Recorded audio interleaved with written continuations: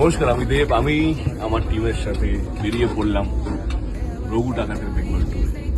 প্রচন্ড এক্সাইটেড, শুধু আমি না, আমার পুরো টিম, অনির্বাণ, চলিনি, Deepika, Om, Neel, Ishaan, we all are very excited. যারা যারা দেখছেন তাদের তাদের রিসিভে যখন আসবো, প্লিজ আসুন এবং কথা দিচ্ছি আপনাদের সময়ে আপনাদের ভালোবাসা পুরো ব্যর্থ হবে।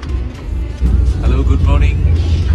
আমরা এখন ট্রেনে মালদার পথে